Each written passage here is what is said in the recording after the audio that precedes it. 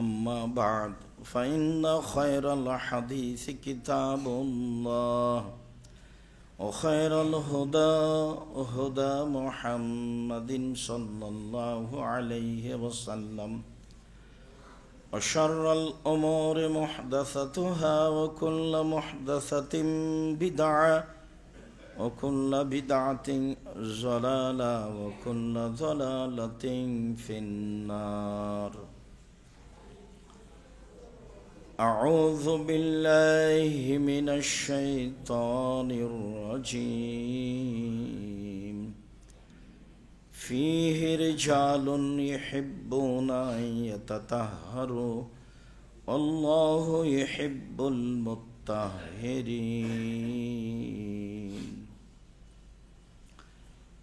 عن أبي هريرة رضي الله تعالى عنه قال لقيني رسول الله صلى الله عليه وسلم وكنت جنوبا فأخذ بيدي فمشيت معه حتى قعد فانسللت فآتيت الرحل فاغتسلت ثم جئت وهو قاعد فقال أين كنت يا أبا هريرة؟ قلت له قال سبحان الله إن المؤمن لا ينجس. وفي رواية فقلت له أن أكره أن أجالسك حتى أغتسل إلى آخر الحديث رواه البخاري ومسلم. عن أبي هريرة رضي الله تعالى عنه قال قال رسول الله صلى الله عليه وسلم لا يبولن أحدكم في الماء الدائم الذي لا يجري ثم يغتسل فيه إلى آخر الحديث رواه البخاري ومسلم. সম্মানিত দিনী ভাই বোন, প্রশংসা আল্লাহর জন্য, শান্তি অবতীর্ণ হোক আল্লাহর রাসূলের উপর সাল্লাল্লাহু আলাইহি ওয়াসাল্লাম।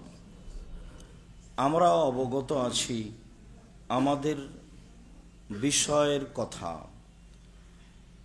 আমাদের বিষয় চলছে মানুষের পবিত্রতার উপরে। সেই বিষয়কে সামনে রেখে আজকের জুমার খুতবার বক্তব্যের বিষয় হচ্ছে অপবিত্র মানুষ যাদের ফরজ গোসলের প্রয়োজন হয়েছে তারা কি কি করতে পারে এবং পানি অপবিত্র হয় কি না, এ ব্যাপারে আমরা এক গুরুত্বপূর্ণ সংক্ষিপ্ত তথ্যবহল বিবরণের চেষ্টা করব ইনশাআল্লাহুল আজিজ। বিষয়টি আমাদের জন্য অতীব জরুরি হবে বলে আমরা মনে করি। আমরা আগে থেকেই অবগত আছি সেখানে মসজিদে নববী থেকে প্রায় 3 কিলোমিটার দূরে কোবা নামক স্থানে এক মসজিদ রয়েছে যার নাম কোবা মসজিদ। সেখানে কেউ যদি 2 রাকাত সালাত আদায় করে তাহলে সে কবুল ওমরার সমান নেকি পাবে বলে রাসূল সাল্লাল্লাহু আলাইহি সাল্লাম ঘোষণা দিয়েছেন। মসজিদে নববীতে 2 রাকাত সালাত আদায় করলে অন্য মসজিদের চেয়ে 1000 গুণ বেশি নেকি হবে, এ কথাই ঠিক। তবে একটি ওমরার নেকি হবে এ কথা নয়। পৃথিবীতে 3টা মসজিদে দেখতে যাওয়ার জন্য, ইবাদত করতে যাওয়ার জন্য সফরের অনুমতি রয়েছে। তার একটি মসজিদ হচ্ছে মসজিদে নববী যা মদিনায় অবস্থিত, একটি মসজিদ হচ্ছে বাইতুল মুকাদ্দাস যা জেরুজালেমে অবস্থিত, আর একটি মসজিদ হচ্ছে মসজিদে কাবা, বাইতুল্লাহ, কাবা ঘর। এই 3টির অন্তর্ভুক্ত মসজিদে কোবা নয়। তারপরেও মসজিদে কোবার একটি ভিন্ন ধরনের মর্যাদা রাসূল সাল্লাল্লাহু আলাইহি সাল্লাম উল্লেখ করেছেন। তাতে তিনি বলেছেন কেউ যদি মসজিদে কোবায় 2 রাকাত সালাত আদায় করে তাহলে সে ওমরার সমান নেকি পাবে। ওমরা একটি বড় ইবাদতের অন্তর্ভুক্ত। সেখানে কতগুলি লোক রয়েছে যারা পবিত্রতাকে ভালোবাসে, আর যারা পবিত্রতা অর্জন করে আল্লাহ তাদের ভালোবাসেন। সেটাই হচ্ছে আমাদের বিষয়, পবিত্রতা। পবিত্রতায় আজকের আলোচনা যারা পারিবারিকভাবে অপবিত্র হয়েছে বলে মনে করি তারা কি করতে পারি? আবু হুরায়রা রাদিয়াল্লাহু তাআলা আনহু বলেন, লাকিয়ানি রাসূলুল্লাহ সাল্লাল্লাহু আলাইহি ওয়াসাল্লাম অকুন্তু জুনুবান। একদা আমার সাথে আল্লাহর রাসূলের সাক্ষাৎ হলো, তখন আমি অপবিত্র ছিলাম, আমার ফরজ গোসলের প্রয়োজন ছিল। ফা আখাজা বেয়াদাইয়া, তিনি আমার হাত ধরলেন। ফামাশাইতু মাহু, আমি তার সাথে চলতে থাকলাম। তার মানে পৃথিবীর সবচেয়ে বড় মানুষ একটা সাধারণ মানুষের হাত ধরে রাস্তায় চলছেন। তিনি বলেন, মুহাম্মদ সাল্লাল্লাহু আলাইহি সাল্লামের সাথে আমার সাক্ষাৎ হলো, তিনি আমার হাত ধরলেন, এই অবস্থায় তার সাথে আমি চলতে থাকলাম। ফাঁকা আদা, এক জায়গায় তিনি বসে পড়লেন। ফান সালাউত, যখন বসে পড়লেন তখন আমি চুপে না বলে ধীরে ওখান থেকে বের হয়ে গেলাম। চুপে না বলে ধীরে ওখান থেকে বের হয়ে গেলাম। ফা আতাইতু রাহালা, বাসায় চলে আসলাম। ফাক্তা সালতো, গোসল করলাম। সুমা যে এতো, আবার আসলাম। ওহা কায়েদুন, দেখি তিনি সেখানে বসে আছেন। আমি চলে গেছি তিনি জানেন না এ কথাই নয়, কেননা একই জায়গার ব্যাপার, তিনি জানবেন এ কথাই ঠিক। তিনি এখানে বসে আছেন, আমরা একটা মানুষ হিসেবে সময় ভাবতে পারি কতটুকু সময় লাগতে পারে। ধরলাম বাসা কাছে আছে, দেখি তিনি বসে আছেন। তিনি আমাকে বলছেন, আবু হুরায়রা আইনা কুনতা, আবু হুরায়রা তুমি কোথায় গেছিলে? ফাকুলতু লাহু, বিবরণটা আমি পেশ করলাম, এই ঘটনা। অফি রিওয়ায়াতিন, অন্য এক বর্ণনা এসেছে, লাকাদ কুলতু, আমি তাকে বললাম যে ইন্নী কুনতু জুনুবান, আমি অপবিত্র ছিলাম। ফা আকরাহু আন উজালেসাকা হাত্তা আগতাসিলা, আমি গোসল না করে আপনার পাশে বসে থাকব, এইটা আমি পছন্দ করিনি। আপনার পাশে বসে থাকতে আমাকে ভালো লাগেনি আমার অপবিত্রতার কারণে, তাই আমি এইভাবে বাসায় চলে গেছিলাম, আমি গোসল করে আসলাম। তখন তিনি উত্তরে বললেন, সুবহানাল্লাহ, ইন্নাল মুমিন লা ইয়ানজুসু। সুবহানাল্লাহ, বলো কি তুমি, মোমেন পুরুষ নারী কোনো সময় অপবিত্র হয় না, বসে থাকার অযোগ্য হয় না, একটা কাজ করার অযোগ্য হয় না। যেটা তার ফরজ গোসলের ব্যাপার, সেটা তার শারীরিক পবিত্রতা। এর অর্থ এই নয় যে সে ব্যক্তি হিসেবে অপবিত্র হয়েছে, সে আমার সাথে বসে থাকতে পারবে না, সে রাস্তায় চলাচল করতে পারবে না, সে কোনো কাজ করতে পারবে না, কথাটা এমন নয়। সুবহানাল্লাহ, বলো কি আবু হুরায়রা, ইন্নাল মুমিন, নিশ্চয় মুমিন লা ইয়ানজুসু, কখনো অপবিত্র হয় না। এই কথা মুহাম্মদ সাল্লাল্লাহু আলাইহি সাল্লাম বললেন, হাদিস বুখারী মুসলিম। তাতে আমরা বুঝতে পারলাম যে অপবিত্র অবস্থায় ইবাদত হিসেবে যা নিষিদ্ধ আছে, এছাড়া চলাচলে, কাজকর্মে, উঠা বসায় কোনোটাতে এই কর্মের কারণে নিষিদ্ধ নয়, কোনোটাই নিষিদ্ধ নয়। আব্দুল্লাহ ইবনে উমর বলেন, যাকার উমর ইবনুল খাত্তাব লি রাসূলিল্লাহি সাল্লাল্লাহু আলাইহি সাল্লাম আন্নাহু তুসিবহুল জানাবা মিনাল লাইলে, ভাবে মনে হচ্ছে যে সফরের ব্যাপার। উমর রাদিয়াল্লাহু তাআলা আল্লাহর নবীকে বললেন, আল্লাহর নবী, আমি অপবিত্র, আমার ফরজ গোসলের প্রয়োজন।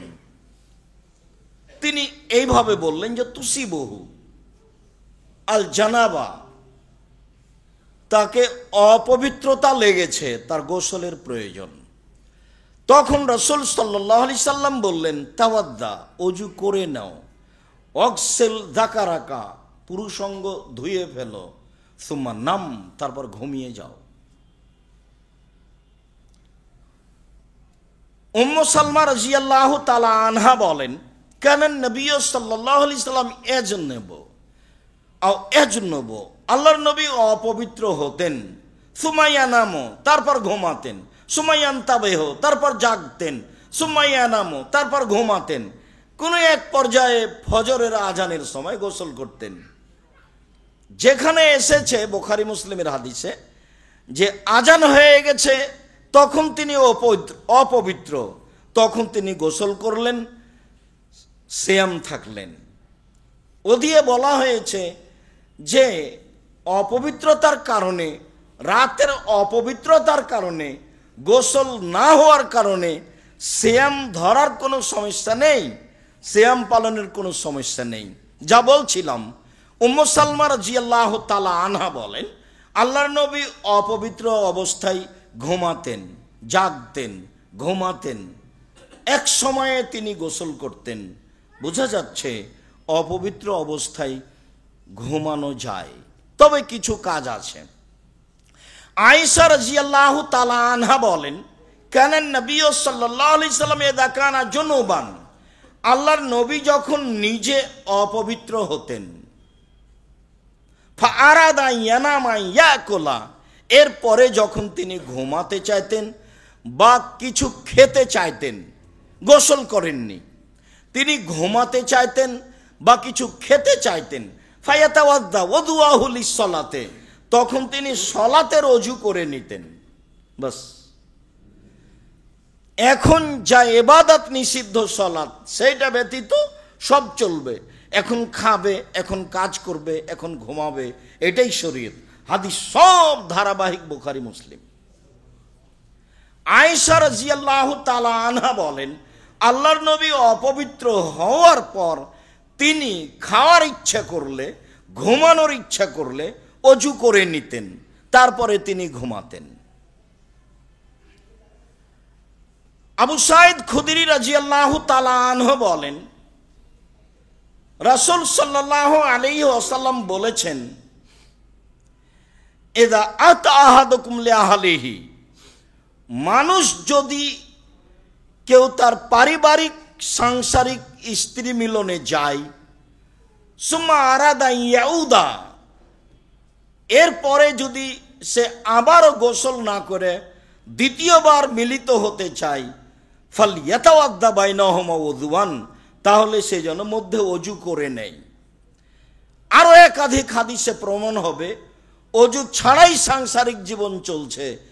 তবে ওখানে একটা কথা স্পষ্ট হবে, এখানে অজু করার জন্য বলা হলো।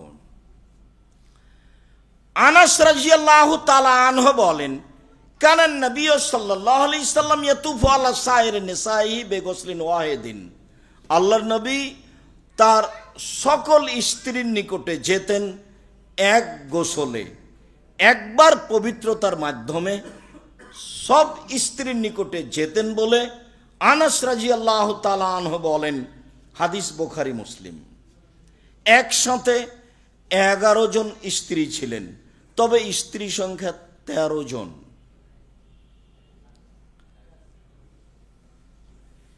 আবু রাফি রাদিয়াল্লাহু তাআলা আনহু বলেন, ইন্না রাসূলুল্লাহ সাল্লাল্লাহু আলাইহি সাল্লাম ইয়াতুফু আলা সাইর নিসাইহি ওয়া ইয়াগতাসিলু ইনদাহাজিহি ওয়া ইনদাহাজিহি, আল্লাহর নবী সব স্ত্রীর নিকটে যেতেন, গোসল করতেন এখানে, গোসল করতেন এখানে, মানে প্রত্যেক স্ত্রীর নিকটে গোসল করতেন। আবু রাফি বলেন, ফাকুলতু লাহু, আমি বললাম, আল্লাহর নবী, আল্লাহ তাজালাহু গোসলান ওয়াহিদান আখিরান, আপনি যদি শেষে একবার পবিত্রতা অর্জন করতেন, গোসল করতেন, তাহলে কি হতো না? পরিস্থিতিতে এটা জিজ্ঞাসা। তখন রাসূল সাল্লাল্লাহু আলাইহি সাল্লাম বলছেন, দেখো, হাদা আসকা ও আতিয়াব ও আতহার, গোসল করা উত্তম, পবিত্র, গোসল করা অতীব উত্তম, গোসল করা অতীব পবিত্র, গোসল করা অতীব পরিষ্কার। উপরের হাদিসটা বুখারী মুসলিম। এ হাদিস আবু দাউদ, নাসাই, তিরমিজি, ইবনে মাজার হলেও হাদিসের সূত্র বিশুদ্ধ। যে হাদিস বুখারী মুসলিম থেকে প্রমাণিত তাতে প্রমাণ রয়েছে শেষে একবার পবিত্রতা অর্জন করা গোসল করা। আর এই হাদিসে প্রমাণ হয় যে প্রত্যেক স্থানে প্রত্যেক পরিবারের নিকটে। তখন সাহাবী বললেন যে একবার শেষে করলে কি হতো না? তখন তিনি না বললেন না, তবে তার কারণ উল্লেখ করলেন। তাতে তিনি বললেন জায়েজ তো অবশ্যই, একবার গোসল করাই যথেষ্ট, জায়েজ তো অবশ্যই, তবে এইটা অতীব উত্তম, এটা অতীব পবিত্র, এইটা অতীব পরিষ্কার।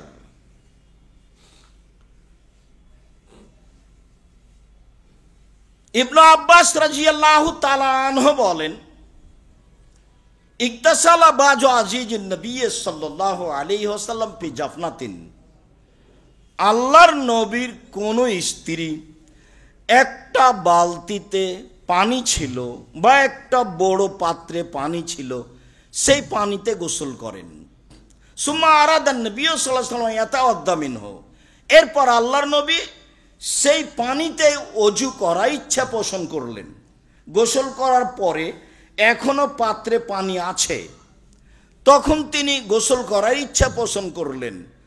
তখন তার স্ত্রী বললেন, ইয়া রাসূলুল্লাহ ইন্নী কুনতু জুনুবান, আমি তো অপবিত্র ছিলাম, আমি অপবিত্র অবস্থায় পবিত্রতার ইচ্ছায় আমি গোসল করেছি এই পানিতে, আপনি সেই পানিতে গোসল ওযু করতে যাচ্ছেন? তখন আল্লাহ রাসূল বললেন যে ইন্নাল মা লা ইয়াজনুস, নিশ্চয়ই পানি অপবিত্র হয় না।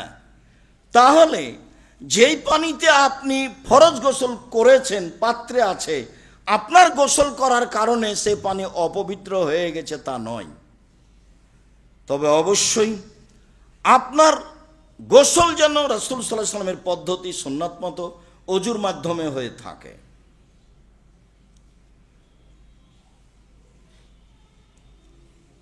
আয়েশা রাদিয়াল্লাহু তাআলা আনহা বলেন, কানা নবী সাল্লাল্লাহু আলাইহি ওয়াসাল্লাম ইগতাসালু মিনাল জানাবা, আল্লাহর নবী অপবিত্র অবস্থায় গোসল করতেন। সুম্মা ইস্তাগফিরু বি ক্বাবলা নাগতাসিলা, এরপরে তিনি আমার শরীরের সাথে শরীর রেখে গরম অনুভব করতেন আমার মাধ্যমে, তখন আমি গোসল করিনি। এক ডাক্তারের কথা এলাকা ভিত্তিক বিভিন্নভাবে হয়ে থাকে, শিরক হয়ে থাকে বিভিন্নভাবে। তো রাজশাহী বাগমারার এক ডাক্তার বলছে যে আমাদের অবস্থাটা এই যে স্বামী স্ত্রী গোসল করেছে, স্বামী এখন গোসল করে ঘরে যাচ্ছে আর স্ত্রী গোসল করতে আসছে, এতে যদি গায়ের সাথে গাও লেগে যায় তাহলে গোসল বাতিল।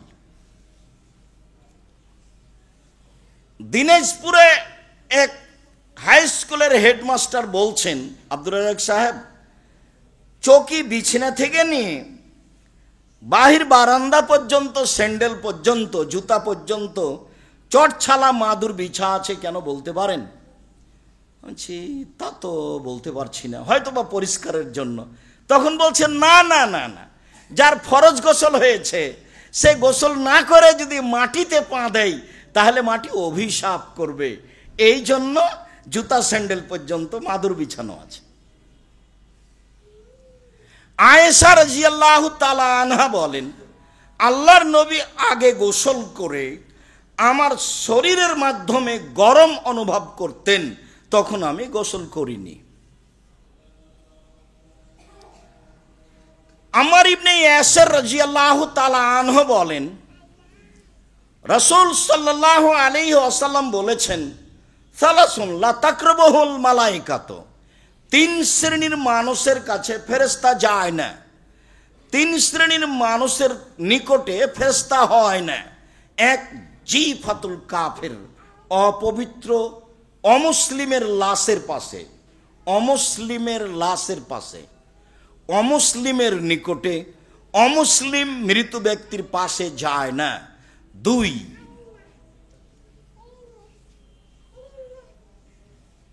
অবিল খালুক, এক ধরনের সেন্ট আছে, সেই সেন্ট ব্যবহার করলে ফেরেশতা তার কাছে যায় না। খালুক জাতীয় সেন্ট, আতর ব্যতীত যত মাধ্যম আছে সেন্টের সব পরিহার করা উচিত। যেগুলো আসলেই আতর ব্যবহার করা তো সুন্নাত, যা এইখানে জুমা চালু হওয়ার পরে বলা হয়েছে। যে রাসূল সাল্লাল্লাহু আলাইহি ওয়াসাল্লাম বলেছেন, মান গাসসালা ওয়াগতাসালা, যে নিজে গোসল করলো, স্ত্রীকে করালো, লাবেসা মিন আহসানি সিয়াবিহি, তারপর জুমার দিনের জন্য ভালো কাপড় পরলো, ও মাসসা মিন তিবিন কানা ইনদাহু, আর যদি আতর থাকে তাহলে গায়ে লাগালো, তারপর পায়ে হেঁটে মসজিদে গেল, কারো কাঁধ ডিঙ্গিয়ে আগে গেল না, তাহলে এ যেতে লেগে যতবার পা ফেলেছে প্রত্যেক পা সমান। 1 বছরের তাহাজ্জুদ আর 1 বছরের সিয়াম পালন করলে জানে কি হয় তাই হবে। নেকির অভাব নাই, ধরে কে?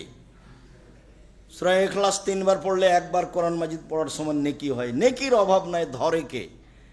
মান সম্মান জান্নাতে বাড়িয়ে দেওয়ার অভাব নাই, কিন্তু নেয় কে? নেওয়াটা তো একটা ব্যাপার আছে, কেননা না নিলে তো হবে না। যখন ইবলিস বলল, আল্লাহ যখন ইবলিসকে বললেন যে তুই সরে যা, তো ইবলিস বলল ঠিক আছে, তা আমাকে একটা সময় দেন কিয়ামত পর্যন্ত বেঁচে থাকার। তা আল্লাহ বললেন যে একটা সময় দিলাম। তখন ভাষাটা আল্লাহ কিয়ামত পর্যন্ত বললেন না, আচ্ছা একটা সময় দিলাম। যেমনই সময় পেয়েছে তেমন বলছে, তোমার মর্যাদার কসম, তোমার সম্মানের কসম, আমি আদম সন্তানের দেহে যতদিন শ্বাস থাকবে লাউবিয়ান না, আমি তাকে ভুল পথে নিয়ে যাবই। এটা আমার দৃঢ় প্রতিজ্ঞা। সে চূড়ান্তভাবে আল্লাহর সামনে ঘোষণা দিল, যার কারণে আল্লাহ তাআলা মাঝে মধ্যে তাকে খোলা শয়তান বলে, শত্রু বলে উল্লেখ করেছেন কোরআন মাজিদে। যে কোনো অন্যায় আমাকে আর আপনাকে দিয়ে করে না তো আর সহজ। সবচেয়ে বেশি পারে মহিলা দিয়ে, সবচেয়ে বেশি পারে টাকা দিয়ে। টাকা ইনকাম হলেই হলো, সে ব্যবসা যাই হোক, টাকা ইনকাম হলেই হলো, সে চাকরি যেটাই হোক, টাকা ইনকাম হলেই হলো, সেটা দিনমজুরি যেটাই হোক, 2 জায়গা দিয়েও বেশি ফাঁসাতে পারে মানুষকে। তখন আল্লাহ বলছেন, আমার সম্মানের কসম, আমার মর্যাদার কসম, আমার ইজ্জতের কসম, আদম সন্তান যতবার বলবে আমার ভুল হয়েছে ততবার আমি ক্ষমা করে দেব। তো তাহলে ক্ষমা চাওয়া কথাটা থেকে গেল না? যদি এভাবে বলতেন যে তুমি ভুল পথে নিয়ে যাবো, আমি মাফ করে দেব, তো বললেন আদম সন্তান যতবার আমার কাছে ক্ষমা চাইবে ততবার আমি কি করব? ক্ষমা করে দেব। তাহলে বলা বিষয়টা আমার থেকে গেল আমার আপনার জন্য। একদিন গাধার পিঠে উঠে আল্লাহ নবী বলছেন, মজ গাধার পিঠে আর কতখানি দূরাদূরি আছে, এমনি তো ছোট প্রাণী পাশাপাশি। তো বলছেন মজ, তখন লাব্বাইক ওয়া সাদাইক ইয়া রাসূলুল্লাহ, বলেন আল্লাহর নবী আমি প্রস্তুত। কি বলছেন বলেন? মজ লাব্বাইক ওয়া সাদাইক, জি বলেন আমি প্রস্তুত। মজ লাব্বাইক ওয়া সাদাইক, জি বলেন আমি প্রস্তুত। বললেই তো হলো, পাশেই তো লেগে আছে। যার কারণে আমি যখন কোনো কথা বলি বক্তব্যের মাঠে, তখন কেউ বাদাম খায়, এটা আমি গ্রহণ করতে পারি না। আমি কেসা কাহিনী বললে আমার ভেতরটা একটু দুর্বল থাকতো, তো আমি তো কোনোদিন কেসা কাহিনী বললাম না। আপনি এই সময়ে চায়ের স্টলে থাকেন, আমি তখন কেমনে মেনে নিই? গাধার পিছনে আছে, কত প্রস্তুতির সাথে কথাটা বলছেন। বলতে পারো মজ, আল্লাহ আমাদের কাছে কি পান আর আমরা আল্লাহর কাছে কি পাই, এইটা কথা জিজ্ঞাসা মজকে, এটা জিজ্ঞাসা। তখন বলছেন আল্লাহ এবং আল্লাহর ভালো রাসূল ভালো জানেন, বলতে পারছি না। দেখো, আল্লাহর কাছে আমরা পাই, উনি আমাদের শাস্তি দিতে পাবেন না, আর আল্লাহ আমাদের কাছে পায় যে আমরা তার শিরক করতে পাবো না। তাহলে কোনটা আগে থাকলো? উনি তো শাস্তি দিবেন না, এটাই ঠিক, কিন্তু আগে থাকলো কোনটা? শিরক না করা। তারটা দিয়ে দিলে উনি তা আমাদেরটা দিয়ে দেবেন। তারটা দিয়ে দিলে উনি আমাদেরটা দিয়ে দিবেন। যার কারণে আবু যার গেফারি রাদিয়াল্লাহু তাআলা আনহু বলেন, একদিন আমি আল্লাহ রাসূলের ওখানে গেলাম, দেখি তিনি ঘুমিয়ে, আমি চলে আসলাম। আবার গেলাম, দেখি তিনি জেগে। আমাকে দেখেই বলছেন, আবু যার গেফারি, যে ব্যক্তি অন্তর থেকে বলবে লা ইলাহা ইল্লাল্লাহ, সে জান্নাতে চলে গেছে। তখন আমি বললাম, জেনা করলে চুরি করলেও যাবে? বললেন, জেনা করলে চুরি করলেও যাবে। আমি বললাম, জেনা করলে চুরি করলেও যাবে? বললেন, জেনা করলে চুরি করলেও যাবে। বললাম, জেনা করলে চুরি করলেও যাবে? জেনা করলে চুরি করলেও যাবে। তোমার নাকটা মাটিতে মিশে যাক, আমি বলছি যাবে, তুমি আপত্তি করার কে? এইখানে এবার মুহাম্মদ সাল্লাল্লাহু আলাইহি ওয়াসাল্লাম নিজে বলছেন আবু যার গেফারিকে। এইখানে আর একটা কথা থেকে যায় যে এই পাপ দুটি আল্লাহ রাসূল বারবার উল্লেখ, সাহাবী বারবার উল্লেখ করছেন কেন? সুদ তো এর চেয়ে বড় পাপ, মানুষ হত্যা এর চেয়ে বড় পাপ, বাপ মার অবাধ্য চলা বড় পাপ, শিরক করা বড় পাপ। এই দুটা পাপে সামাজিক যত অপমান আছে, আর কোনো পাপে সামাজিক তত অপমান নেই। আজও জেনাই বন্যার মতো দেশে চলছে, এরপরেও এর বাস্তবতা যত খারাপ, কোনো পাপের বাস্তবতা তত খারাপ নয়। চুরির বাস্তবতা যত খারাপ, চুরিতে চোরও চোরকে মারে, ওর বাস্তবতা যত খারাপ, কোনো পাপের বাস্তবতা তত খারাপ নয়। যার কারণে বারবার এটা উল্লেখ করছেন। এরই সাথে আর এটা বুখারী মুসলিমের হাদিস, আর একটা বুখারী মুসলিমের হাদিস বলি। আবু হুরায়রা রাদিয়াল্লাহু তাআলা আনহু বলেন, একদা আমি আল্লাহ রাসূলের পিছে পিছে গেলাম, উনি হাঁটতে আছেন। ভাবছি কোথায় যাচ্ছেন। এক জায়গাতে আমাকে বলছেন, আবু হুরায়রা এখানে থামো, আমি আসছি। চলে গেলেন, দেরি হচ্ছে, আমি চিন্তিত, কোনো দুর্ঘটনা ঘটে নাকি। তারপর কি ব্যাপার, খুব ব্যস্ত হয়ে গেছি। আমি দেখছি এই যে আসছেন দেখছি তো বলছেন যে চুরি করলে জেনা করলেও যাবে। আবার বলছেন চুরি করলে জেনা করলেও যাবে। এভাবে চলে আসলেন। তখন আমি বললাম, আল্লাহর নবী, আপনি কার সাথে কথা বলছিলেন? কাউকে তো দেখলাম না। আপনি কার সাথে কথা বলছিলেন? চুরি করলে জেনা করলেও যাবে, এটা আপনি কার সাথে কথা বলছিলেন? তখন আল্লাহর নবী বলছেন, আরে শোনো, জিবরাইল আমাকে বলছে যে কেউ যদি অন্তর থেকে লা ইলাহা ইল্লাল্লাহ বলে, সে এই পাপ করলেও জান্নাতে যাবে। তখন আমি বলছি যে এটা করলেও যাবে। তো জিবরাইল বলছেন এটা করলেও যাবে। কিন্তু আমি তো জিবরাইলকে দেখতে পাবো না, কিন্তু আল্লাহ রাসূলের হ্যাঁ আর জিজ্ঞাসাটা আমি শুনতে পাচ্ছি। আল্লাহ রাসূল বলছেন এ করলেও যাবে, আবার এ করলেও যাবে। তা আল্লাহ রাসূল কার সাথে কথা বলছেন? আমি তো দেখতে পাই না। কারণ জিবরাইলকে তো আর মানুষ দেখতে পাবে না। আয়েশা রাদিয়াল্লাহু তাআলা আনহাকে আল্লাহ রাসূল বলছেন, আয়েশা, জিবরাইল তোমাকে সালাম দিল, এই যে জিবরাইল তোমাকে সালাম দিল। তখন জিবরাইল বলছেন, ওয়া আলাইহিস সালাম, আপনাকেও সালাম, জিবরাইলকেও সালাম। আপনি তো দেখতে পান, আমরা তো দেখতে পাই না। আপনি তো বুঝতে পারেন, আমরা তো বুঝতে পারি না। এক বিছানায় এক ল্যাপের নিচে তিনজন, মুহাম্মদ সাল্লাল্লাহু আলাইহি সাল্লাম, আয়েশা এবং জিবরাইল, অথচ আয়েশা বুঝতে পারেন না কোথায় জিবরাইল আছেন। একসাথে এক বিছানায় তিনজন, আয়েশা রাদিয়াল্লাহু বুঝতে পারেন না যে জিবরাইল কোথায় আছেন। যেটা বলছিলাম সেটা হচ্ছে, কথা প্রসঙ্গে কথা এসেছে তো, শিরক, ওরটা আগে দিয়ে দিলে আমারটা দিয়ে দিবেন। তো আমাকে কিছু বলা লাগবে, না বললে তো আর কিছু হয় না। নেকি তো মানুষ লুটে নিতে পারে, এ কথাই ঠিক। পথ তো অনেক, কিন্তু ধরে কে? ধরলে তো কিছু বলা লাগে, কিছু করা লাগে। তো তিন শ্রেণীর মানুষের কাছে ফেরেশতা যায় না। তার তৃতীয় শ্রেণীর মানুষ, যারা অপবিত্র হয় যতক্ষণ পর্যন্ত অজু না করে। জরুরি না হলেও অজু করে ঘুমাবে, অজু করে কাজ করবে, অজু করে রান্না বান্না করবে, অজু করে বেগুনের গাছ থেকে বেগুন উঠিয়ে নিয়ে আসতে পারে, সিমের গাছ থেকে সিম তুলে নিয়ে আসতে পারে, যে কোনো কাজ করতে পারে অজু করে। আমি গোসল করিনি সেই জন্য মাটি আমার উপরে অভিশাপ করবে, সিম গাছ থেকে সিম ছিঁড়লে সিম আর ধরবে না, এইসব সব হচ্ছে শিরকি কথা। আমর ইবনে হাজম রাদিয়াল্লাহু তাআলা আনহু বলেন, একটা পত্র আল্লাহর নবী লিখেছিলেন আমার কাছে। পত্রে লেখা ছিল, আল্লাহ ইয়ামাসাল কোরআনা ইল্লা তাহিরুন, পবিত্র ব্যক্তি ছাড়া যেন কোরআন স্পর্শ না করে। এই হাদিস দিয়ে এক শ্রেণীর মানুষ বলতে চেয়েছেন যে ওযু না করলে কোরআন শরীফ স্পর্শ করা যাবে না। এইটা মূলত অমুসলিম মানুষকে বলা হয়েছে, অমুসলিমকে। অমুসলিম কোরআন মাজিদ স্পর্শ করতে পাবে না। আর কেউ যদি আরেকটু ব্যাখ্যা করার চেষ্টা করেছে, তারা বলেছে যে যাদের ফরজ গোসলের প্রয়োজন হয়েছে, ফরজ গোসল না করে তারা কোরআন মাজিদ স্পর্শ করতে পারবে না। এখানে যেটা বলা হয়েছে সেইটা হলো মূলত অমুসলিম।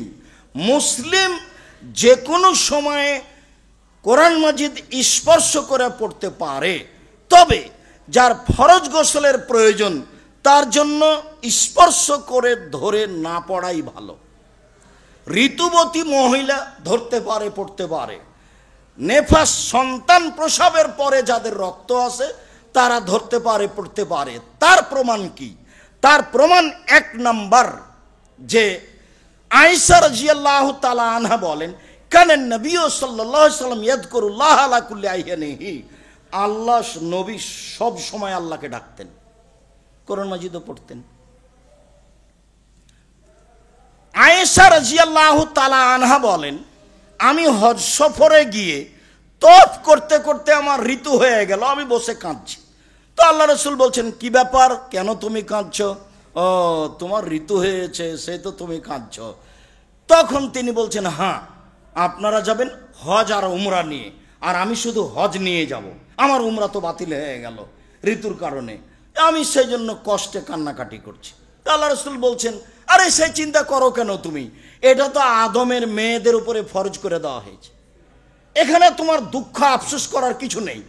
আদম সন্তানের মেয়ে যারা, তাদের এটা হবেই, এটা স্বাভাবিক ব্যাপার।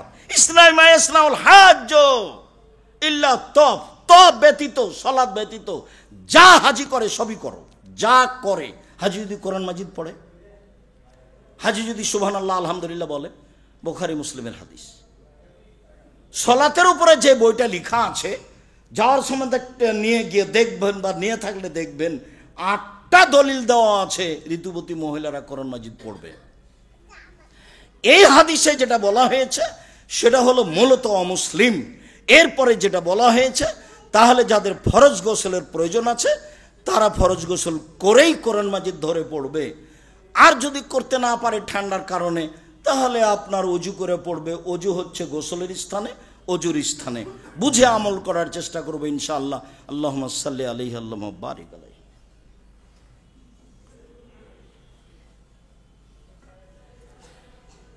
আলহামদুলিল্লাহ ওয়াহদা ওয়াসসালাতু ওয়াসসালামু আলা মান লা নাবিয়্যা বাদা। আবু হুরায়রা রাদিয়াল্লাহু তাআলা আনহু বলেন, রাসূল সাল্লাল্লাহু আলাইহি সাল্লাম বলেছেন, লা ইয়াবুলান্না আহাদুকুম ফিল মাই দাইম আল্লাযী লা ইয়াজরি সুম্মা ইয়াগতাসিলু ফিহি। অবশ্যই তোমাদের কোনো পুরুষ নারী যেন বদ্ধ পানিতে গোসল না করে, যে পানি চলে না আবার সে সেখানে গোসল করবে। এমন পানিতে যেন কেউ পেশাব না করে। পেশাব পায়খানা বদ্ধ পানিতে করা নিষেধ জোরালোভাবে, যে পানিতে সে গোসল করবে। আবু হুরায়রা রাদিয়াল্লাহু তাআলা আনহু বলেন, রাসূল সাল্লাল্লাহু আলাইহি সাল্লাম বলেছেন, লা ইয়াগতাসিলু আহাদুকুম ফিল মাই দাইম ওয়া হুয়া জুনুবুন। অপবিত্র অবস্থায় ফরজ গোসল কেউ যেন বদ্ধ পানিতে না করে। আমাদের দেশে যেগুলো পুকুর, বড় হোক আর ছোট হোক, সেগুলো বদ্ধ না চলমান? বদ্ধ। যদিও বিদ্বানেরা কিছু বলতে চেয়েছেন। কালু সাহাবেগণ বললেন, আবু হুরায়রা কাইফা ইয়াফালু, তাহলে অপবিত্র মানুষেরা কি করবে, কিভাবে গোসল করবে? তখন তিনি বলছেন, ইয়াতামানারু তানাওলান, বালতি থেকে উঠিয়ে নিবে, উঠে নিয়ে এসে উপরে নিয়ে এসে গোসল করবে। পানি অপবিত্র হয়, এ হাদিস এখানে দুটা বুখারী মুসলিমতে থাক, পরে ধারাবাহিক আরো আসছে। সাইব ইবনে ইয়াজিদ রাদিয়াল্লাহু তাআলা আনহু বলেন যে, জাহাবাত বি খালাতি ইলা রাসূলিল্লাহ সাল্লাল্লাহু আলাইহি সাল্লাম, আমার খালা আমাকে রাসূলের কাছে নিয়ে গেলেন। আমার খালা আমাকে রাসূলের কাছে নিয়ে গেলেন, নিয়ে গিয়ে বললেন, হাজা ইবনু উখতি ওয়াজিউন, আল্লাহ নবী, এটা হলো আমার বোনের ছেলে অসুস্থ, এটা আমার বোনের ছেলে অসুস্থ। ফামাসা রাসি, তখন আল্লাহ নবী আমার মাথার উপরে হাত দিয়ে মাথাটা বলিয়ে দিলেন। ওয়াদালি বিল বারাকা, তারপর বরকতের দোয়া করে দিলেন। তার মানে মায়েরা, পিতা তার ছেলেকে তার পছন্দনীয় লোকের কাছে নিয়ে যেতে পারে, দোয়া নিতে পারে। সে মহিলা হোক আর পুরুষ হোক, যাকে ও ভালো লাগে তার কাছে নিয়ে গিয়ে বলবে একটু দোয়া করে দেন। যেমন এর আগে একবার বলা হয়েছে, আনাস রাদিয়াল্লাহু তাআলা আনহু বলেন, আমার মা একটা কাপড়কে ছিঁড়ে দুই টুকরা করলেন, আমার গায়ে অর্ধেক দিলেন, অর্ধেক পরনে দিলেন। আমি ছোট ছেলে, সাধারণ পরিবারের মানুষ। আমার মা আল্লাহ রাসূলের কাছে নিয়ে আমাকে বলছেন, হাজা খোয়াই দে মক্কা ফাদুল্লাহ, এই যে আনাস আপনার ছোট খাদেম, আপনি তার জন্য দোয়া করেন। এই যে আমার মা খাদেম হিসেবে রাসূলের কাছে রেখে দিলেন। আমি 10 বছর রাসূলের বাড়িতে থেকেছি। মানুষ ভাবতে পারতো না যে আমি এই বাড়ির ছেলে কিনা, মানুষ মনে করতো আমি এই বাড়ির ছেলে।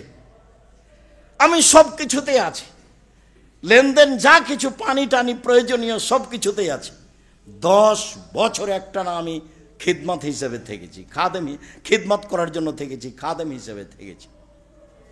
তো তার মা দোয়া করার জন্য নিয়ে গেছিলেন। আমার খালা আমাকে নিয়ে গেলেন, নিয়ে এই কথাটা বললেন যে আমার বোনের ছেলে অসুস্থ।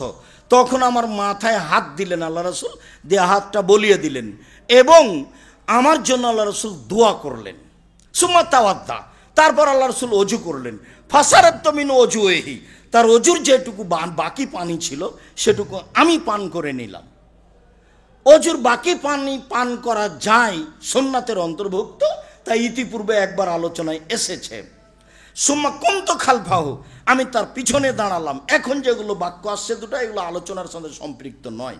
আমি পিছন দিকে দাঁড়ালাম। ফা নাজারতু ইলা খাতামিন নবুয়া, আসলে তার পিঠে বাইনাকাতে পায়ে, দুই কাঁধের মাঝে নবুয়াতের একটা চিহ্ন আছে, এটা আমি দেখবো সেই জন্য। তাহলে ছোট ছেলে নয়, একেবারেই বুদ্ধি আছে। আমার খালা আমাকে নিয়ে গেছেন, তার মানে বুদ্ধি আছে, সব কিছু বুঝে। আমি রাসূলের পিছন দিকে দাঁড়ালাম, আসলে সে চিহ্নটা দেখব। তা আমি দেখলাম যে তার দুই কাঁধের মাঝে মিসলা জিরিল হাজালা, ঘুঘুর ডিমের মতো একটু উঁচু হয়ে আছে। এটা উনি শেষ নবী, তার প্রমাণ। খাতামুন নবুয়া, নবী শেষ, তার এটা প্রমাণ। আর কেউ বলেছে যে এইটা মশারি লাগানোর জন্য যে একটা গুঠলি গিরা লাগানো থাকে, বাঁধিয়ে দিবে কোথাও, এরকম একটা গোটার মতো হয়ে আছে, আপনার ছোলা মসুর ডালের মতো এরকম হয়ে আছে। এখানে বলা হয়েছে, বিভিন্ন জন বিভিন্ন তর্জমা করেছে, ঘুঘুর ডিমের মতো। আমি অনুমান করলাম যে তিনি যে নবী, তার চিহ্ন এইটুকু। বদ্ধ পানি। আব্দুল্লাহ ইবনে উমর রাদিয়াল্লাহু তাআলা আনহু বলেন, সুয়েলা রাসূলুল্লাহ সাল্লাল্লাহু আলাইহি সাল্লাম আনিল মাই এখনো ফিল ফালাতে মিনাল আরদে, যেগুলো পানি মাঠে আছে, পুকুরে আছে, নদীতে আছে, এসব পানি সম্পর্কে জিজ্ঞাসা করা হলো। ওমায়ানুবা আলাইহি মিনাস সাবাই ওয়াদ দাওয়াবে, যেখানে সাপ, ব্যাঙ, গরু, ছাগল, বাঘ, ভালুক, পশু প্রাণী যায় পানি খায়, সেই পানি পবিত্র কিনা এইটা জিজ্ঞাসা করা হলো। রাসূল সাল্লাল্লাহু আলাইহি সাল্লাম বললেন, এজা কানা মা কুল্লাতান লাম ইয়াহমিলিল খাবাসা লাম ইয়াহমিলিল খাবাসা, পানি যদি 2 কুল্লা, মোটামুটি 5 মুন হয়, পানি যদি 5 মুন হয়, তাহলে সে পানি অপবিত্র হবে না। আরো হাদিস পড়ি তারপরে, পানি যদি 5 মুন হয় তাহলে পানি অপবিত্র হবে না, হাদিস সহিহ। তারপরে আবার হাদিস, আবু সাঈদ খুদরি রাদিয়াল্লাহু তাআলা আনহু বলেন, কিলালে রাসূলুল্লাহ সাল্লাল্লাহু আলাইহি সাল্লাম আন বিরিল বুদা, মদিনাতে একটা বোজা নামক ইঁদারা কূপ ছিল। জিজ্ঞাসা হলো, হাল নাতাওয়াজ্জা মিন বীরে বোদা, আমরা কি মদিনার ওই বোজা নামক কূপ হতে পানি উঠিয়ে অজু করতে পারি?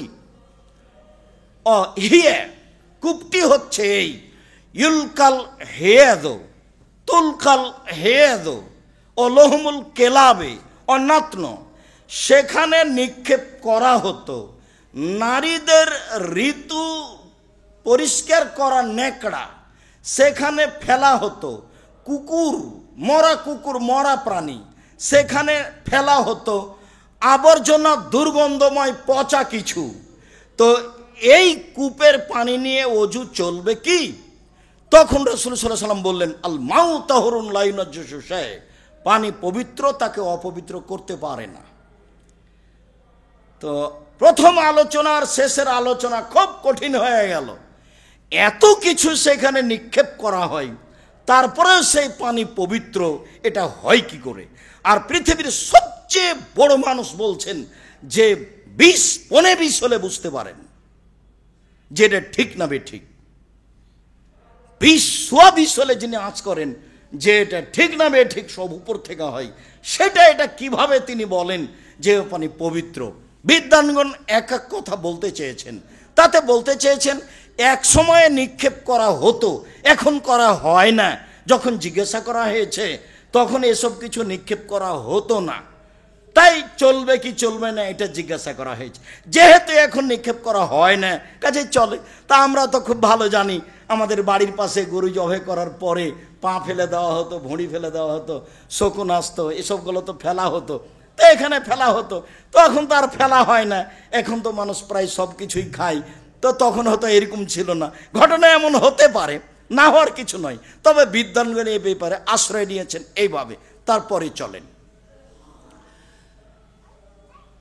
আবু হুরায়রা রাদিয়াল্লাহু তাআলা আনহু বলেন, রাসূল সাল্লাল্লাহু আলাইহি সাল্লামকে জিজ্ঞাসা করা হলো, আল্লাহর নবী, ইন্না নারকাবুল বাহারা, আমরা সাগরে নৌকায় আরোহণ করি, নাহমিলুল মানা কালিলান মিনাল মা, অল্প পানি সাথে নিই, যদি আমরা এতে অজু করি তাহলে পিপাসিত থেকে যাব। সাগরের পানি কি অপবিত্র? সাগরের পানিতে কি অজু করতে পারি? তখন আল্লাহ রাসূল বললেন, আত-তাহুরু মাহুল হিল্লু মাইতাতুহু, সাগরের পানি পবিত্র, তার মরা প্রাণী হালাল। একটা জিজ্ঞাসা করতে গিয়ে আর একটা চলে আসলো। চলেন এবার এখানে সংক্ষিপ্ত কথা বুঝে নিই। বুখারী মুসলিমের এক হাদিসে এসেছে পানি পবিত্র, পানি অপবিত্র হয় না। এক হাদিসে এসেছে আবু দাউদ, নাসাই, তিরমিজির হাদিসে যে পানি 5 গুণ হলে অপবিত্র হয় না। আবার একটি জয়ীফ হাদিসে এসেছে যে পানি অপবিত্র হয় না, তবে এদা গাইয়ারা রিহহু ও তামহু আও লাউনহু, যদি রং পরিবর্তন হয় অথবা গন্ধ দেখা যায় অথবা স্বাদ পরিবর্তন হয়ে যায়, তাহলে পানি অপবিত্র হয়। বুড়ি গঙ্গার নদীর পানি তো কোটি কোটি মন, পাশে উপরে যারা আছে যেগুলো নলা, পানি তো মুখে দেওয়া তো বহু দূরের কথা, নামতেই সাহস করবে না, পানি তো অপবিত্র হয়। তার একাধিক হাদিস ইতিপূর্বে চলে গেছে, ধরতে পেরেছেন কিনা। এক হাদিসে এসেছে যে এজাস্তাইকাজা আহাদুকুম মিন নাওমিহি ফালা ইয়াগমিসাদাহু, তোমাদের কোনো ব্যক্তি যদি ঘুম থেকে উঠে তাহলে হাত যেন পানিতে না ঢোকায়। ঢোকালে কি হবে? ঢোকালে কি হবে? পানি অপবিত্র হয়ে যাবে। তাই তো তিনি শক্তভাবে নিষেধ করলেন। হাদিস তো বুখারী মুসলিম। আবার বললেন, অবশ্যই তোমাদের কোনো ব্যক্তি যেন বদ্ধ পানিতে পেশাব না করে। মানে কি? পানি অপবিত্র হয়ে যাবে। অবশ্যই তোমাদের কেউ যে পানি চলে না তাতে যেন ফরজ গোসল না করে, তাহলে বোঝা যাচ্ছে পানি অপবিত্র হয়। পানি তো অপবিত্র হয়, তাহলে পানির পরিমাণ কি? তখন বিদ্বানগণ, এক শ্রেণীর বিদ্বান বলতে চেয়েছেন আসলেই 5 মণ পানি হলে পানি অপবিত্র হবে না। এক শ্রেণীর বিদ্বান বলতে চেয়েছেন আসলেই যতক্ষণ পর্যন্ত রং, স্বাদ, গন্ধ পরিবর্তন হচ্ছে না ততক্ষণ পর্যন্ত পানি অপবিত্র হবে না। 1 গিলাস পানিতে যদি 1 ফোঁটা পেশাব পড়ে যায় তাহলে অপবিত্র কোনোটাই হবে না। রঙও পরিবর্তন হবে না, স্বাদও পরিবর্তন হবে না, গন্ধ আপনার এও হবে না, সবটাই ঠিক থাকবে, অথচ পানি অপবিত্র। আর আজ তো লক্ষ লক্ষ মন পানি অপবিত্র, সেটা দেখতে পাচ্ছি। তাহলে সব হাদিসের সারমর্মে পানি অপবিত্র হয়, এ কথাই ঠিক। যারা বলেছে যে সুচিন্তিত মানুষ যেটাকে অপবিত্র বলবে পানি, সেটাই অপবিত্র, এটাই ঠিক। পানি তো অপবিত্র হয়, 2.5 মণ হলেও হয়, 1 গিলাস হলেও হয়। 1 গিলাস পানির স্বাদও পরিবর্তন হবে না, গন্ধ পরিবর্তন হবে না, রঙও পরিবর্তন হবে না, অথচ তাতে 1 ফোঁটা পেশাব পড়েছে, তো অপবিত্র হয়ে গেছে। 2 কুল্লা কেন, লক্ষ লক্ষ মণ পানি অপবিত্র, তা পানি তো অপবিত্র হয়, এটাও হাদিস। তাহলে বোঝা গেল যে আসলে মূলত সুচিন্তিত মানুষ যাকে বলবে পানি অপবিত্র, সেটা অপবিত্র। এবার চলেন পরের অংশে। রাসূল সাল্লাল্লাহু আলাইহি সাল্লাম বললেন যে জিজ্ঞাসা হলো সাগরের পানিতে অজু করতে পারি কিনা। সাগরের পানি দিয়ে যদি অজু না চলে, ওটা যদি অপবিত্র হয় লবণাক্তের কারণে, তাহলে আমরা তো যেটা সাথে পানি নেই সেটা তো অল্প, অজু করলে শেষ হয়ে যাবে। তখন আল্লাহ রাসূল 1 জিজ্ঞাসায় 2 উত্তর দিলেন, অজু করতে পারি কিনা। তখন বলছেন আরে সাগরের পানি পবিত্র, আর সাগরের প্রাণী হালাল। এখন সাগরের প্রাণী হালাল, তো সাগরে তো ইয়ে আছে, হাঙ্গর আছে, কুমির আছে, সাপ ব্যাং আছে। এখন ফায়সালা, 1 শ্রেণীর মানুষ বলতে চেয়েছেন, বড় বড় বিদ্বান যারা 2-4 জন, আমি নাম উল্লেখ করি না তো সেই জন্য বলছি না, হলে আমি নাম উল্লেখ করে বলতাম। পৃথিবীর শ্রেষ্ঠ বিদ্বান 1 শ্রেণীর, তারা বলছে যে উপরে যেটা হালাল প্রাণী, পানি তো সেটা হালাল প্রাণী। উপরে যেটা হারাম প্রাণী, পানি তো সেটা হারাম প্রাণী। 1 শ্রেণীর বিদ্বান বলছেন, একবার শীর্ষস্থানীয় যারা বিদ্বান, তারা বলছেন ব্যাং ব্যতীত সবই হালাল। আর 1 শ্রেণীর বিদ্বান বলছেন যে মানুষ যাকে মাছ বলবে সেটা হালাল, মানুষ যাকে বলবে যে মাছ নয় সেটা হারাম। তাহলে আমরা রাসূল সাল্লাল্লাহু আলাইহি সাল্লামের হাদিস থেকে বুঝি এটাই যে যারা যেটাকে মাছ বলে, রুচি বলে খাবে, তার জন্য সেটা জায়েজ। ব্যাং নিষিদ্ধ অন্য হাদিস দ্বারা প্রমাণিত। সরাসরি 2টা হাদিসে ব্যাং হত্যা করা, ব্যাং দিয়ে চিকিৎসা করা, ব্যাং খাওয়া টোটালে না করে দিয়েছেন আল্লাহ নবী। অতএব ব্যাং ব্যতীত পানিতে যেসব প্রাণী আছে, কুঁচে হোক, কাঁকড়া হোক, আরও কিছু হোক, কচ্ছপ হোক, রুচি হলে খাবে, না হলে খাবে না। আমি খেতে বললাম এর অর্থ এই নয় যে বাড়িতে গিয়ে একটা কচ্ছপ ধরে নিয়ে বউকে বলবেন রান্না করো খাও, তখন আপনার এর মতো গাজীপুরের মতো বউ বলবে আমাকে তালাক দিয়ে দাও ভাই, তোমার সাথে আমি থাকবো না, আমি এগুলো করতে পারবো না, আমি এই সংসারও করবো না। আর আমি বললাম হাদিসের গতিতে এই, তো সেই জন্য আজকেই কচ্ছপ ধরে বাড়িতে নিয়ে যেতে হবে, এটা তো নয়। মনে রাখা ভালো হবে যে এটাই ঠিক, যারা পানির প্রাণীকে যারা যেটা মনে করবে তারা সেটা খাবে, এ কথাই ঠিক। আপনি তো ব্যাংচি খান না, কোনো দিকে খাই, আপনি তো চিংড়ি মাছ খাচ্ছেন, কোনো দিকে বলছে এটা পোকা। তা অতএব এটাই ঠিক, মাছ যেটা সেটা খাবে, যার যেখানে রুচিতে কুলায়। ব্যাং টোটালেই নিষেধ, এ ব্যতীত যার যা রুচি হয়, সেটা কুমির হোক, আরও কিছু হোক, সেটা উভয় প্রাণী হোক, সেটা পানির প্রাণী হোক, সেটা স্থানের প্রাণী হোক, পানিতে থাকে তো, স্থলের প্রাণী হোক, পানিতে থাকে তো। অতএব আপনার রুচি হলে খাবেন, এ কথাই ঠিক। আলোচনার শেষের দিকে চলে আসি। রাসূল সাল্লাল্লাহু আলাইহি ওয়াসাল্লাম পানির ব্যাপারে বললেন, তাতে তিনি বললেন পানি অপবিত্র হয়। এই বিষয়ে আরেকটি গুরুত্বপূর্ণ কথা ছিল, রাসূল সাল্লাল্লাহু আলাইহি সাল্লামের মুখ থেকে স্পষ্ট বোঝা যায় যেটা, সেটা হলো এই যে পানি অপবিত্র হয়, এ কথাই ঠিক। যদি আমরা পানি পবিত্রতার ব্যাপারে সিদ্ধান্ত নিতে পারি এ পানি পবিত্র, তাহলে আমরা সেই পানি অজুর জন্য, গোসলের জন্য ব্যবহার করব। আর পারিবারিক বিষয়টি যেভাবে বলা হলো, অজুর প্রয়োজন হলে সে অজু করেই সব কিছু করতে পারবে, গোসল না করলেও, তার যেন সন্দেহ না হয়। জি, মুহাজির ইবনে কুনফুজ রাদিয়াল্লাহু তাআলা আনহু বলেন, আন্নাহু আতান নবী সাল্লাল্লাহু আলাইহি সাল্লাম, একদা তিনি আল্লাহর নবীর কাছে আসলেন। ওহো ইয়াবুলো, তখন আল্লাহ রাসূল পেশাব করছিলেন। ফাসাল্লামা আলাইহি, তিনি তাকে সালাম দিলেন। ফালাম ইয়াদু আলাইহি, আল্লাহ রাসূল তার সালামের উত্তর দিলেন না। ফাতাওয়াদ্দা, তিনি অজু করলেন, ইতাজারা ইলাইহি, তারপর আপত্তি পেশ করে তাকে বললেন, দেখো তুমি তো সালাম দিয়েছ, আমি তোমার সালামের উত্তর দিইনি এই জন্য যে আকরাহান আযকরা বেগাইরে তাহুরিন, আমি পবিত্রতা ছাড়া আল্লাহকে ডাকা ভালোবাসি না, সেই জন্য আমি তোমার উত্তরটা অজু করার পরে দিলাম। আমার পেশাব পায়খানা অবস্থায় তুমি সালাম দিয়েছিলে, আমি ওই সময়তে তোমার উত্তর দিইনি। আমি এই জন্য উত্তর দিইনি যে পবিত্রতা ছাড়া আমি ইবাদত করা পছন্দ করি না। আয়েশা রাদিয়াল্লাহু তাআলা আনহা বলেন, আল্লাহর নবী সব সময় আল্লাহকে ডাকতেন, তাহলে অনেক সময় অপবিত্র অবস্থায়ও তিনি আল্লাহকে ডাকতেন, এ কথাই ঠিক। এটা হলো তার অতিরিক্ত পবিত্রতার ব্যাপার। এখন থাকলো যে পবিত্রতা এইভাবে পেশাব পায়খানা অবস্থায় সালাম দেওয়া যায় কি না।